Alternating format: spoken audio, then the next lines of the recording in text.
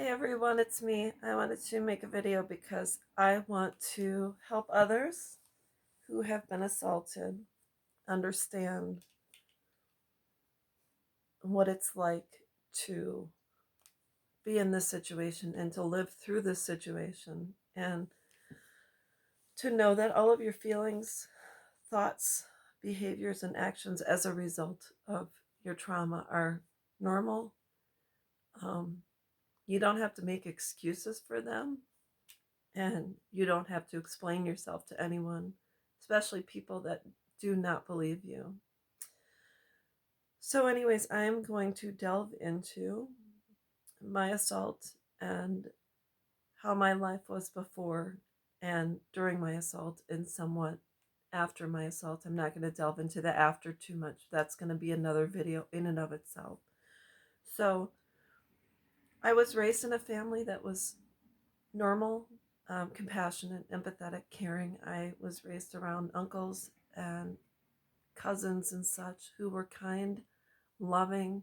In my family, we always gave hugs and kisses, um, just because that's the way it was. So I was never, ever around any men that were inappropriate or harmful. I was always encouraged um, to do well in school. I was always told I was very smart and things like that. And then one of my favorite uncles, he always would say, "Oh, you were the cutest baby in the world." And he probably was right. But anyways, that's the way it was. And then when I dated in high school, um, I always dated guys that were really nice and they would come over and hang out with my family and things like that. So I always dated guys that were respectful and kind and so on and so forth. So I had a good experience in high school with dating and dated, quarterback of varsity.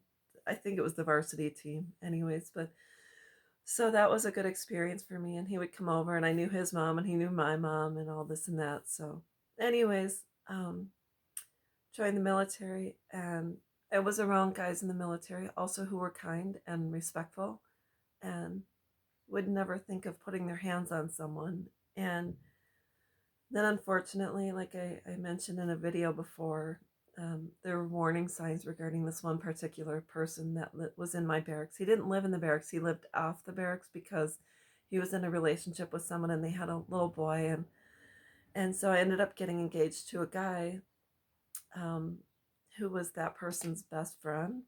And so then the guy who had exhibited odd behaviors towards me, and the minute I got engaged to, we'll call him Joe, he backed off and he basically left me alone. And we would all hang out and we would hang out at their apartment off base and at the barracks and stuff too. So, it was a normal military relationship.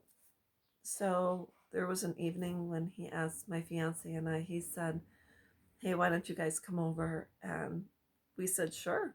We took the time to get off the base. My fiance had a car and and and whatever. So we went over one evening. It was later in the evening, and this guy said, if you guys want, you could just spend the night because his girlfriend worked as an adult entertainer, and she was working at a club, and she wasn't going to be home till 2 in the morning. So we said, okay, we'll hang out. And unfortunately, we got there. It was a little bit later in the evening, and his son, whom I absolutely adored, he was under a year old. He was already asleep, but he was one of the reasons I loved hanging out there because I had a lot of family members, and I used to babysit for all my cousins. So I really missed my cousins, and so we would go over there and we would hang out. And this little boy was already asleep, so my fiance's best friend said to my fiance, "Would you go check on his girlfriend? We'll call her Susie. We'll go check on Susie at the club." And my fiance said, "Would you be okay with that?" And I said, "Sure, why not? It's no big deal." And what, no harm, no foul. I didn't think about it. It was just like a spur of the moment thing. And so my fiance left, and I was alone in the apartment. The little boy was asleep in his room, and I'm alone in the apartment with this guy. And I just remember having this really weird feeling, but I I didn't think anything of it. It's like a sixth sense almost. And I didn't think anything of it. So I was just standing there and I said, well, I think I'm going to go to sleep. And so since he had my fiance and I couldn't use their room, he was standing in the awning, which separated the living room and the bedroom and the bathroom area. And he was standing in the awning on the left with his back against the awning. And so I had to squeeze past him. He kind of had a pot belly. And so I had to squeeze past him to get through the awning and then go into the bedroom, which was on the right. And I said, I'm going to go to sleep. And I said, good night. And I went into the bedroom and closed the door. And then I changed and I put my pajamas on because I always wore pajamas when I went to someone's place out of respect if I was sleeping in any one of their beds. And so I went and laid down. And soon after that, um, the door opened to the bedroom and the room was somewhat dark. So I didn't see who was in the doorway, but I assumed it was my fiance, but it was not. Person came in. I was raped in many different ways. And I remember throughout the rape, I just kept thinking, this little boy's in his room. I kept saying no.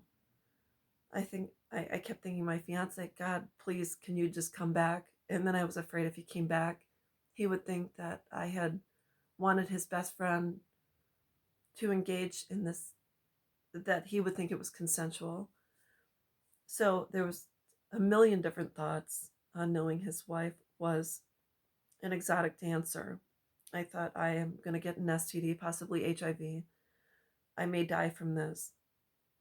I was scared to death. I kept saying no, but I kept wondering where in the world he thought this was okay. So I was raped in various ways. And I was shattered. He like tore me apart emotionally, mentally, physically. I was just in shock, awe, and pain. Like I was just sitting there. There's like a million different like it's the most heinous thing, and embarrassing and shameful thing that the person like steals your right to say no.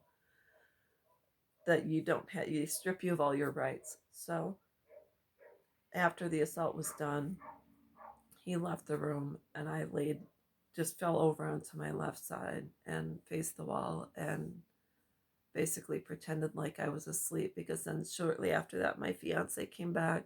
I don't know how much longer it was. It seemed like forever, but shortly after that, my fiance came back, and a lot of people say, well, why didn't you do anything? Well, here I am. It was 1990. We didn't have cell phones. We didn't have internet. We didn't have anything. And the only phone in the apartment was in the other room.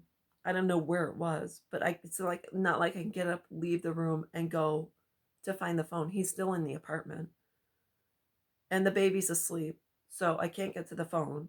God knows he may have disconnected or ripped it out of the wall or whatever the case that rapists do.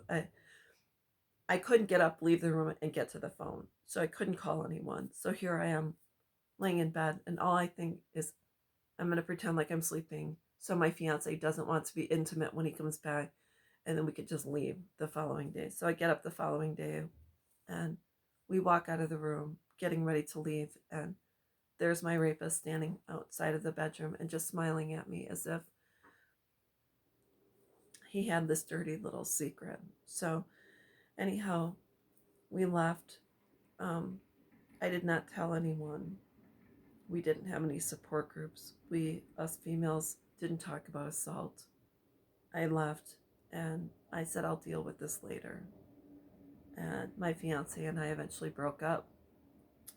And we went our separate ways. And that was all there was to it. And I don't think people understand when someone is raped, their ability and right to say no is stolen from them. And for the amount of undocumented rapes that goes by, it steals their ability to say no to violent and heinous behavior. Their body has now been stripped of the ability to believe that they are worthy of being loved by someone who was kind, compassionate, caring, respectful. You've stolen everything from them regarding their right as a human being, as a woman, everything. So my rape went undocumented and unprocessed for many, many years. And all I know is when I finally got the courage to speak up and tell someone, it was shot down. And then I was informed 10 years after the fact when I did finally share it. I was informed by that other person that my rapist had gotten out of the military with an honorable discharge a year after my rape and went on to rape someone else as a civilian. And the guilt and shame that I've carried from that rape, believing that I could have done something to prevent him from going on and raping someone else and maybe multiple other people.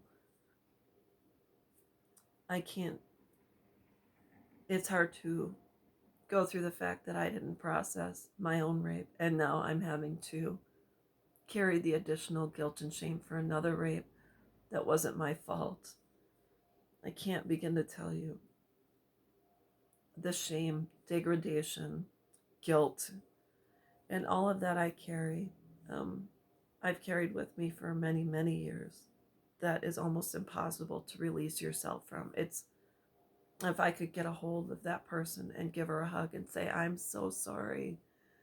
Um, because I don't believe, in my case, my rapist never apologized. I don't think he would ever apologize because I found the affidavit from the rape a year after mine. And I read all the details of the rape. And when they confronted him about the rape, he said that she had invited him in for consensual sex. And I'm just telling you, that's a common response from someone who has committed this type of crime. So I'm just letting you know I am sharing this because a lot of people ask why didn't you tell her what happened, and I'm just sharing one aspect of it. Um, the details of the rape are pretty heinous, so I'm trying not to trigger other people who have lived through this. I'm just trying to say that the sooner you report and the sooner you talk and the sooner you can get into see a good therapist that has dealt with rape, sexual trauma, etc., it the sooner you can release yourself from a lot of guilt, shame, um, and just beliefs that are simply not true about yourself. So, anyways, I hope this helps someone. I am making these videos in order to inform other people and to hopefully bring this to light and to help people to talk and to come forward and to tell someone that will believe them. Because I'm telling you, when you first start talking, it is, people are like, what? But, anyways, other survivors will believe you. Trauma centers will believe you. Find a good advocacy group. Turning Point is an excellent advocacy group for people that live in certain areas. But please, please, please talk. Don't live in silence and shame the way I did. I'm still alive, so I want to use my voice to help other people and to help also the loved ones of survivors to be kind and gentle and to simply love someone until they're ready, if they're ever at the point where they are able to talk. I think it's really important that you just be gentle, kind, and loving with them and just give them all the time in the world they need to process, but encourage them to talk and seek out therapy and do what it takes to release themselves from the grip of this situation or this act. So that's all I know. I hope my words help someone else, and I'll talk with you soon. Bye bye.